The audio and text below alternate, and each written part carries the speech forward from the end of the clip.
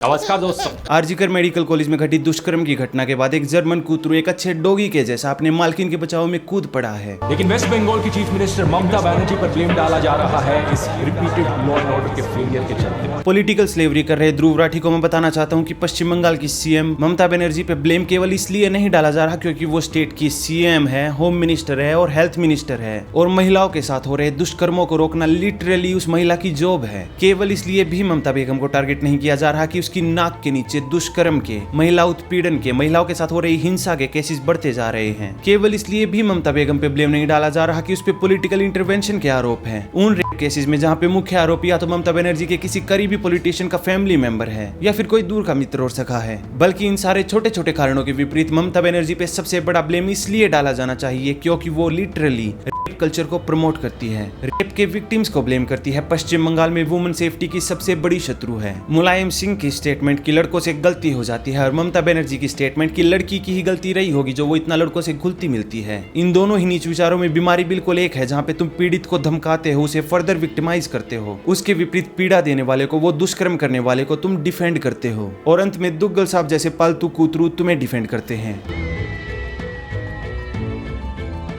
ध्रुव राठी एक पालतू कुत्ते के जैसा अपने पॉलिटिकल कंपल्शन के कारण कितना भी ममता बनर्जी को डिफेंड करने का प्रयास कर ले, लेकिन जो फैक्ट है वो ये है कि हाई कोर्ट को भी स्टेट पे कोई विश्वास नहीं है, सीएम पे या यहाँ की पुलिस पे कोई विश्वास नहीं है। अब तक की घटी घटनाओं से और हाई कोर्ट ने जो ऑब्जर्वेशन दी है उनके बाद तुम्हें पता चलेगा कि इस दुष्कर्म के केस को लिटरली सुसाइड में परिवर्तित करने का शुरुआत से ही प्रयास किया जा रहा था कि इसको सुसाइड पे ही टाल दिया जाए। और यही बात कोर्ट में भी पॉइंट आउट की गई। जो पीड़िता है, जिसके साथ दुष्कर्म हुआ है, जिस महिला की हत्या हुई है, उसके शरीर पे अनेकों चोटों के निशान है, उसकी आंखों से, उसके चेहरे से खून निकल रहा है, उस लड़की का गला घोटा गया है, उसके गुप्तांग से भी खून निकल रहा है। पर जहाँ पे इस पीड़िता की हत्या की जाती है वहाँ पे ऑफिशियल इसको एक सुसाइड बताने का प्रयास करते हैं। मैंने कहा क्या हुआ?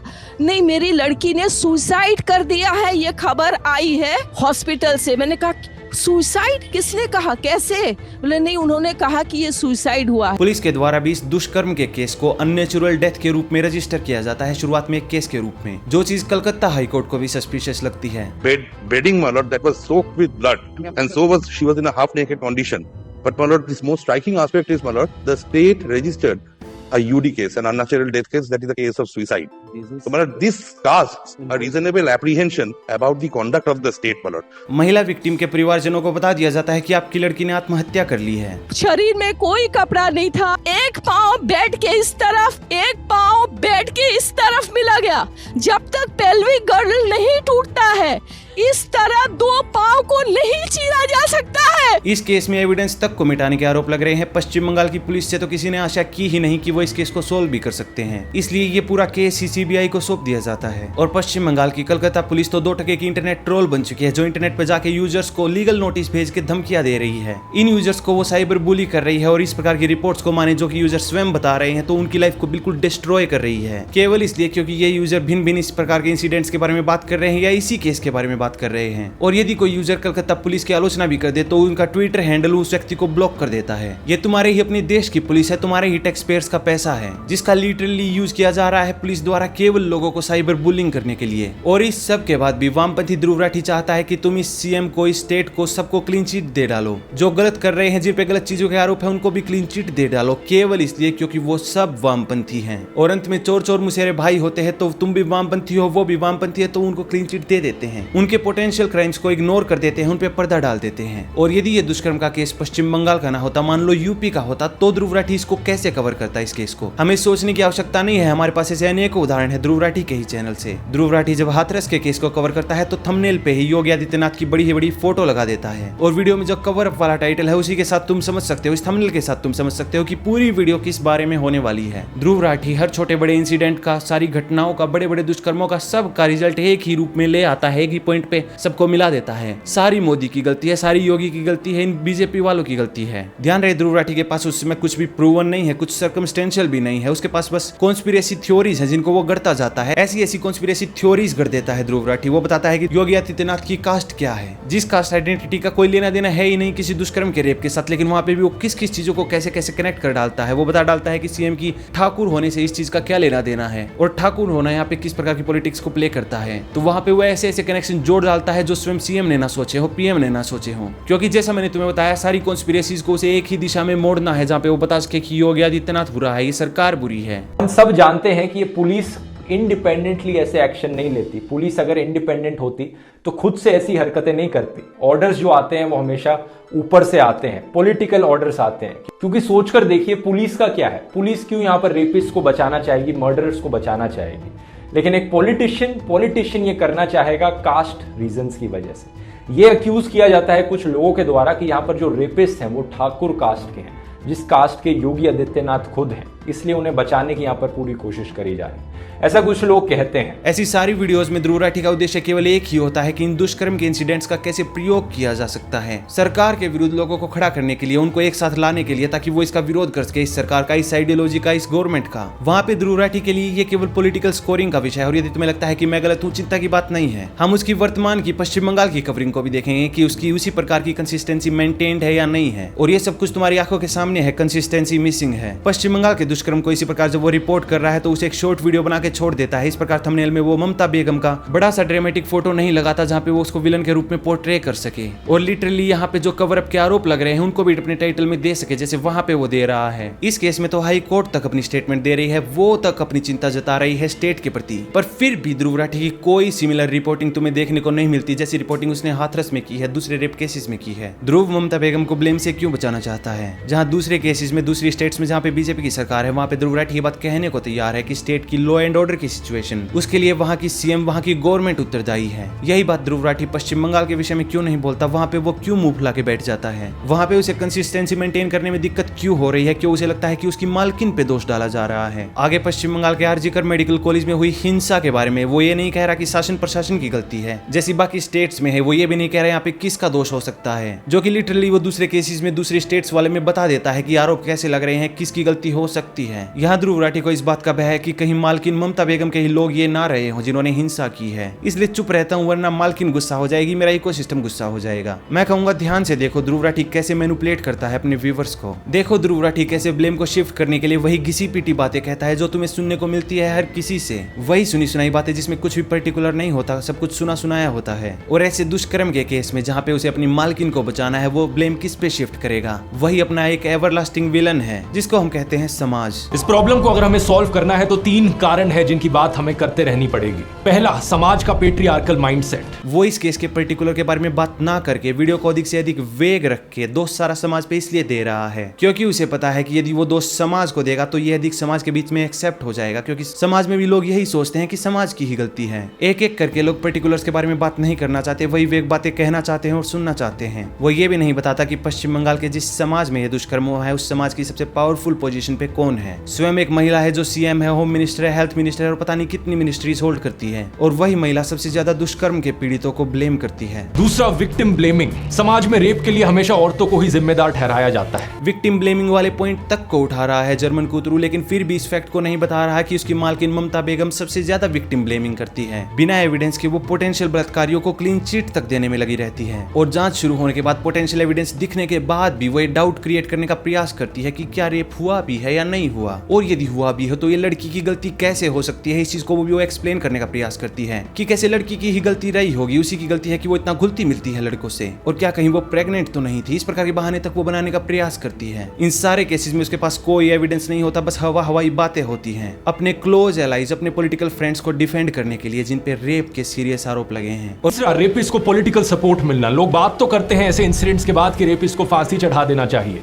लेकिन असलियत में कॉन्विक्टेड रेपिस्ट के साथ क्या होता है ये देख लो। Convicted rapist Gurmeet Ram Rahim Singh, Haryana elections की वजह से इसे जेल से बाहर का रास्ता दिखाया जाता है। फिर से ध्रुव राठी पश्चिम बंगाल के बारे में वीडियो बना रहा है जो ये इसमें भी ये पॉइंट रेज करता है कि कैसे ऐसे बलात्कारियों को पॉलिटिकल डिफेंस मिलती है, पॉलिटिकल पार्टीज इन्हें सपोर्ट करती है। लेकिन ध्रुव राठी पश्चिम बंगाल के बारे में बात कर रहा है, लेकिन उदाहरण देता है हरियाणा के। भला हो ध्रुव राठी जी का, हमें यही तो चाहिए है कि तुम हमें डिस्ट्रैक्ट कर दो इस स्टेट से दूसरी स्टेट के पास जहाँ पे तुम्हारी पॉलिटिक्स अधिक चमकती हो। अपनी पूरी वीडियो वो पश्चिम बंगाल के बारे में बना रहा है, ये तक दावा कर रहा है कि वो इस वीडियो में डिटेल में बताएगा कि पश्चिम बंगाल के भीतर हुआ ये रेप क्यों हुआ, कैसे हुआ, इसके लिए कौन दोषी है। पर उदाहरण आ रहे हैं केवल उन स्टेट्स के जहाँ पे वामपंथी लोग राज ना करते हो, उनकी गवर्नमेंट ना हो। और पश्चिम बंगाल को छोड़ के यहाँ पे हर चीज के बारे में बात हो रही है, समाज के बारे में बात हो रही है, फिल्मों के बारे में बात हो रही है। ध्रुव राठी ने इस बलात्कार के लिए फिक्शनल स्टोरीज तक को ब्लेम कर डाला, लेकिन रियल व्यक्तियों को जिनके विरुद्ध पोटेंशियल एविडेंस हो सकते हैं, जिनके ऊपर आरोप लग रहे हैं, जैसे दूसरे केसेस जिनके बारे में वो बात कर रहा था उनमें लग रहे थे, उन लोगों के बारे में ध्रुव राठी बात नहीं करेगा, क्योंकि उन पे तो मालकिन राज करती है, जो मालकिन उसी के इकोसिस्टम से है। तो वो ये बात नहीं बताएगा कि पश्चिम बंगाल की सीएम पे ही सबसे ज्यादा आरोप लगते हैं कि इस प्रकार के पॉलिटिकल डिफेंस देने के बलात्कारियों को। ये सारी मैं तुम्हें ध्रुव राठी की हिपोक्रेसी दिखा रहा हूँ कि कैसे वो अपनी वीडियोस में बात कर रहा है कि विक्टिम को ब्लेम नहीं करना चाहिए, और मैं तुम्हें दिखा रहा हूँ कि कैसे उस स्टेट में जिसके बारे में बात कर रहा है उसकी सीएम ही सबसे ज्यादा विक्टिम ब्लेमिंग करती है। जो वो यानी कि ध्रुव राठी कोई और केस कवर कर रहा होता, जो किसी और स्टेट का होता जहाँ पे बीजेपी रूल कर रही होती, तो रियली वो इस बात को पॉइंट आउट कर देता। मैं गारंटी देता हूँ, मैं तुम्हें उदाहरण तक दिखा चुका हूँ। मैं तुम्हें ममता बनर्जी का एक और किस्सा दिखाता हूँ जहाँ पे वो महिलाओं को ही ब्लेम कर रही है, उन्हीं को वो अपना शत्रु बता रही है कि महिला पूछ कैसे रही है वुमेन सेफ्टी के बारे में मुझसे, मैं तो नहीं करूंगी सेफ, तुम ही मेरी शत्रु हो, तुम बुरी हो, तुमने वुमेन सेफ्टी के बारे में मुझसे पूछ कैसे लिया।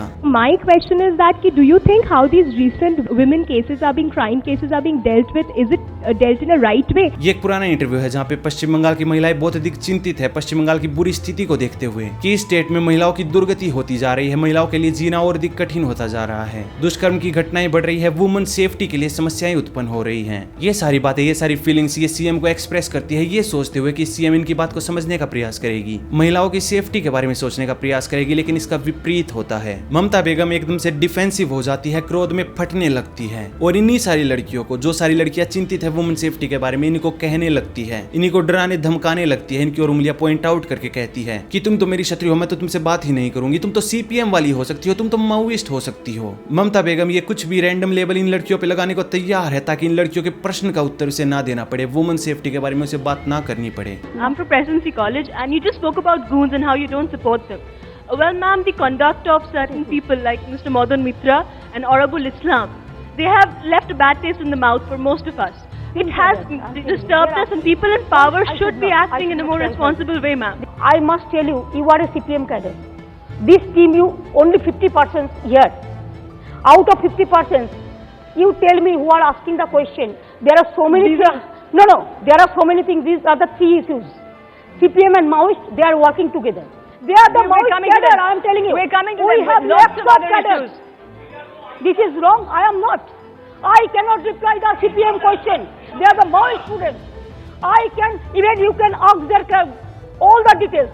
I am sure they are asking the Maoist question and the CPM question. They are the CPM cadre. I am not going to give any reply. और महिला सुरक्षा के बारे में जो सामने उसके महिला प्रश्न पूछ रही हैं, उसी प्रश्नों से बचने के लिए, उन्हीं महिलाओं से दूर भागने के लिए वो इंटरव्यू को उसी समय वहाँ पे ही समाप्त कर देती है और गुस्से में बाहर भाग जाती है। Man, as common student. That girl, sorry to say, you belong to CPM union even. SFI cadres you are. You are SFI cadres. These are university students. So what? University, there are so many universities. They have collected only selected. They have selected only from Maoist organization. No, I'm sorry. I cannot say. No. Okay. I cannot say. I have a prestige. No. Okay. I am not. Okay, this is I a cannot different. give No. ये है हमारी fearless dictator ममता बानो, जो महिला सुरक्षा से संबंधित प्रश्न तक का उत्तर नहीं देना चाहती। महिला सुरक्षा क्यों प्रदान करना चाहेगी वो? ध्रुव राठी इस दुष्कर्म के विषय के पर्टिकुलर्स पे बात ना करके और अधिक चीजों को वेग रखते हुए और अधिक चीजों की ओर तुम्हें डिस्ट्रैक्ट करने का प्रयास करता है। एनिमल और कबीर सिंह जैसी फिल्में, माँ बहन की गालियों को नॉर्मलाइज किया जाना, ये सारी ऐसी चीजें हैं जिससे माइंडसेट प्रोपोगेट होता है और औरतों के खिलाफ वायलेंस इनकरेज होता है। वो तुम्हें बताने का प्रयास करता है इस सबके पीछे एनिमल और कबीर सिंह जैसी फिल्मों की गलती है। इन्होंने इस व्यक्ति को रेपिस्ट बनाया होगा। और मेरा प्रश्न है कितना, मान लो 100% ये संभव है कि वायलेंस वाली चीजें, दुष्कर्म वाली चीजें या फिर गाली गलौच वाली चीजें हो सकता है इससे व्यक्ति नीच बन ही रहा हो, बल्कि बन ही रहा होगा, पर कितना, क्या इनकी इतनी इन्फ्लुएंस हो सकती है कि ये बिल्कुल सीधे सरल अच्छे व्यक्ति को एकदम से बलात्कारी बना दे? वो चीज संभव नहीं है। जो अच्छा व्यक्ति है, लिटरली चाहे वो 1000 एक्शन फिल्में देख ले, वो वास्तविक में हिंसक नहीं बनेगा। और मैं मान रहा हूँ कि फिल्मों वगैरह की इन्फ्लुएंस हो सकती है, लेकिन कितनी हो सकती है, बहुत ही माइन्यूट होगी इस पर्टिकुलर केस में। मैं नहीं मानता 0.1% भी संभावना है कि ये व्यक्ति कबीर सिंह या फिर एनिमल जैसी फिल्म देख के प्रभावित हुआ हो ये बलात्कारी, जिसने इस पश्चिम बंगाल वाले केस में दुष्कर्म किया है। मैं तुम्हें बताता हूँ कि ध्रुव राठी यहाँ पे क्या कर रहा है। वो अच्छा चालबाज है, उसे अच्छे से पता है, उसने हिस्ट्री में देखा है कि इंटरनेट पे किस प्रकार की डिबेट्स हुई है, किस प्रकार की राइवलरी देखने को मिली है। जब एनिमल और कबीर सिंह जैसी फिल्में आई तो सारे विषय मैन वर्सेस वुमन बन गए थे, बाकी सारे विषय पीछे छूट गए थे। वो वही चीज इंटरनेट पे फिर से घटती हुई देखना चाहता है। इंटरनेट पे तुम्हें बहुत सारे यूजर्स मिलेंगे, बहुत सारे वामपंथी मिलेंगे इस समय, जो इस पूरे विषय को मैन वर्सेस वुमन का विषय बना देना चाहते होगे, और ये वो ट्रैप है जिसमें तुम फंस जाते हो। इस प्रकार की पोस्ट भी तुम देखते हो, तुम्हारा एंगेज करने का मन करता है। इस प्रकार की बात ध्रुव राठी कहता है, मुझे चिढ़ होती है, मेरा तक एंगेज करने का मन करता है, मेरा भी तथ्य बताने का मन करता है, कुछ चीजों को पॉइंट आउट करने का मन करता है। और यही वो मेन ट्रैप है जिसमें ध्रुव राठी तुम्हें फंसा देना चाहता है, ताकि तुम मूल विषय को भूल जाओ, इस पर्टिकुलर केस को भूल जाओ, इस विषय के पर्टिकुलर को भूल जाओ, और फिर से चीजों को वेग बना दो और फालतू विषयों पे लड़ते रहो, मैन वर्सेस वुमन पे लड़ते रहो। ये कोई इन हरामजादे मर्दों से क्यों नहीं पूछता कि भाई साहब कौन बचा रहा है तुमको? और एक दुष्कर्म को इनेबल करने वाली रिजीम का विरोध करना भूल जाओ। एक रेप कल्चर को इनेबल करने वाली रिजीम को तुम ना गालियां सुनाओ, उन्हें बुरा मत कहो भाई। जो लिटरली एक स्टेट में रेप को इनेबल कर रहे हो, विक्टिम्स को ब्लेम कर रहे हो, उनसे डिस्ट्रैक्ट हो जाओ। तुम फालतू डिबेट करो ना, मैन वर्सेस वुमन की डिबेट करो ना। ब्रिजभूषण जैसे नेताओं को ओपनली सपोर्ट किया जाता है। आगे वो इस दुष्कर्म के रेप के लिए ब्रजभूषण को और राम रहीम को दोष देता है, जिन दोनों ही व्यक्तियों के केसेस में या तो केसेस अलग अलग चल रहे हैं या फिर वो अपने कंक्लूजन तक पहुंच चुके हैं और प्रिजन सेंटेंस तक सुनाई जा चुकी है। पर फिर से ध्रुव राठी जानबूझ के इस विषय के बारे में बात कर रहा है, ये देखते हुए कि कौन से इलेक्शन आने वाले हैं, कौन से विषय के बारे में बातें ट्रेंड हो सकती हैं, कौन से विषय पे बात पॉलिटिकल बन सकती है। यदि मैं कुछ कहूं, ध्रुव राठी हरियाणा के उदाहरण दे रहा है। हरियाणा की पॉलिटिक्स को खींचने के लिए, इस पूरे विषय को पॉलिटिकल बनाने के लिए फिर से उद्देश्य वही है कि तुम पर्टिकुलर को भूल जाओ, वेग रखो और साइड में रखो, दूसरे विषयों के बारे में बात करो। ध्रुव राठी जैसे पालतू वामपंथियों का इस प्रकार के विषय को कवर करने के समय केवल एक ही माइंडसेट होता है कि क्या मैं इस पर्टिकुलर केस को कवर करूंगा तो मेरी फेवरेट पार्टीज को इसका लाभ होगा या नुकसान होगा, और यदि नुकसान होगा तो मैं इस केस को किस प्रकार कवर करूं, किस प्रकार इस विषय को पूरा डिविएट करूं ताकि वापस दूसरे विषयों पे जा सके, वो जहां पे फिर से हमारी दुश्मन पार्टियों को नुकसान हो सके, और हमारी फेवरेट पार्टियां जो लिटरली रेप को डिफेंड कर रही हो, रेप कल्चर को इनेबल कर रही हो,